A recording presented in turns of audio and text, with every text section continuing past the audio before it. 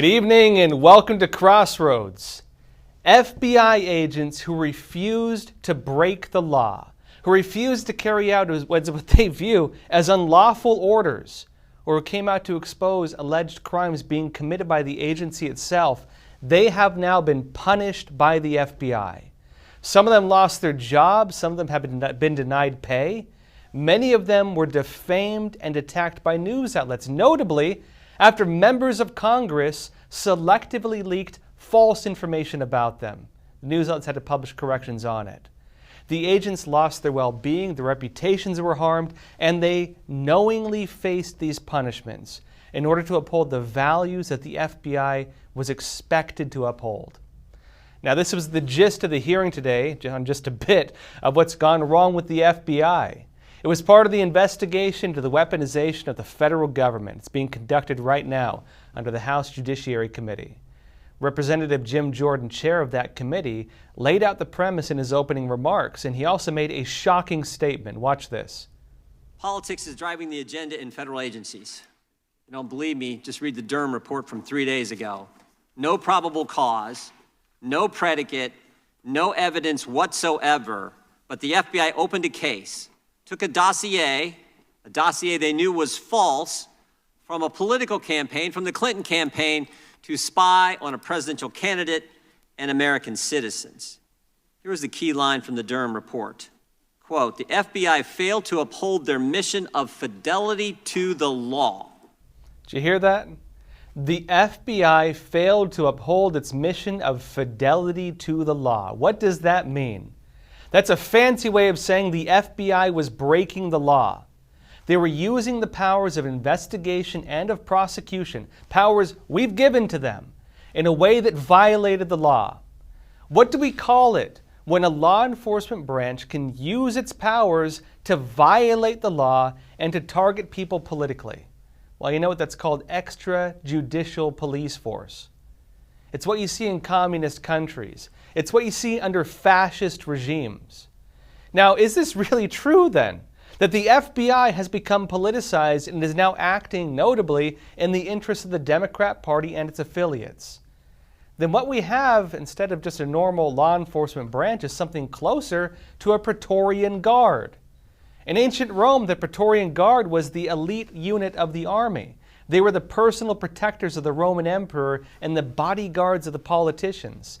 They were the intelligence agents. They worked as the eyes and the ears of the regime. And as it's often been the case in history, they became the elite guard as a tool, really, of political intrigue. They conspired with the Senate to overthrow emperors. They terrorized and they subdued the average citizens. Their fidelity, their loyalty, was not to the law.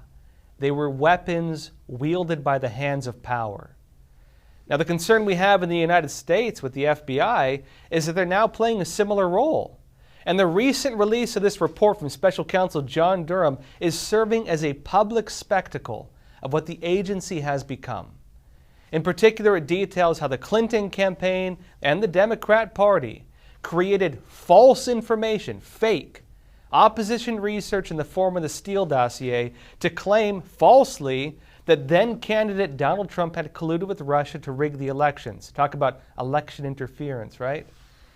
And despite the information being false, despite the FBI not having the legal means to do so, the FBI began an extra-legal investigation into Trump. It undermined his presidency, and it even culminated with attempts to remove him from office. Look, put nicely, the FBI was involved in an attempted palace coup, a conspiracy of a political faction and of a corrupt agency to take him out. It was very much like the Roman plot of the Senate, using its personal guard to overthrow the emperor. And the public is now becoming aware. We now know the FBI had no actual evidence, that's the actual quote, actual evidence, none of it, in its investigation of Trump. The only basis for that were false claims from Trump's opponents. Headlines on this have blanketed news outlets all throughout the week. The public is now aware. Now, the scary thing is that nearly all tyrannical regimes around the world employ security forces like this. We don't want the FBI becoming this. Around the world, agencies like this work as a secret police. They are the extrajudicial police forces able to carry out surveillance on citizens who are suspected of opposing the ruling regime. They're able to target the political enemies of the ruling faction. You know, East Germany, they had the Stasi for this. The Nazis, they had the Gestapo for this. Under the Soviet Union, it was the KGB. Its emblem was the sword and the shield, and that meant something. That emblem represented its role of shielding the regime while putting its enemies to the sword. And this is unfortunately what the FBI looks like it did with Crossfire Hurricane. The Daily Mail said this, for example. It reported that former President Barack Obama and then Vice President Joe Biden, who's now president, were even briefed on that scheme ahead of the 2016 elections. And while that scheme against their political enemy was allowed to unfold, the FBI and the Justice Department acted to restrict investigations into the opposite side of the political aisle, into the campaign of Hillary Clinton. We now see how that sword and shield of the FBI were used. And according to Representative Jordan, the politicized nature of the FBI has gone beyond just battles between Democrats and Republican factions. It has now reached the point where it is carrying out abuses on the American people. And it also sounds like the abuses are not holding the fidelity to the law. Watch this. Agency focused on politics. But I would argue today it's even worse. Because today it's not just presidential campaigns. Today it's the American people. They're the target.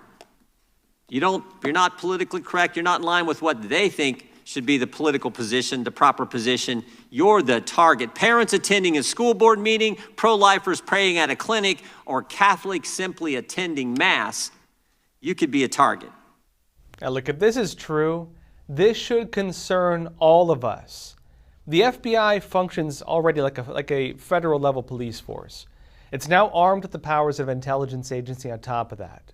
To an extent, it's able to carry out already extrajudicial operations. It can bypass, to an extent, constitutional protections for average Americans. It can also do this with very little public oversight, and that's because of the fact that its actions have, at least in the past, been protected by the veil of ongoing investigations or with the label of classified material. It makes it very hard for folks to know what they're doing. And this is not just some exaggeration. Representative Matt Gaetz raised this point during a recent hearing. He questioned DOJ Inspector General Michael Horowitz. Watch. I want to get into the 3.4 million backdoor searches that the ranking member pointed out in his opening statement. Mr. Inspector General, how should the public think about those? Well, I think what we've seen in the various public reports, and I'm limited in what I can say about what's public, which I think is one of the issues, by the way, that's worth talking about is transparency here. It's obviously very concerning that there's a broad volume of searches, and particularly concerning the error rate that was reported on in the last 2 years in the public reporting. Now, that error rate was what? I believe it was around 30%. I think total numbers. I think it's around 30%. 30%. I'm a lawyer, not a mathematician, but 3.4 million, about 30%. You're talking about 7 figures of error. This is not how law enforcement agencies are supposed to operate. The FBI is a relatively new organization. It wasn't established through Congress. It was established through an executive order. And it was established without the level of thought that went into the original systems of law enforcement, the sheriffs, for example. In the United States, the sheriffs are elected officials. They are, and they're deputies, right? They're sworn to uphold and protect the U.S. Constitution. There are safeguards in place to make sure they do not get used as political tools. That is how law enforcement in the United States is supposed to function. Checks and balances. There are, of course, many good people in the FBI, and the FBI still carries out many important investigations. You know, they've been targeting, for example, Chinese spies and organized crime organizations.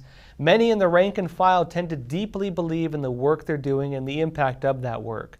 And they do hold themselves to the FBI's creed of legal fidelity.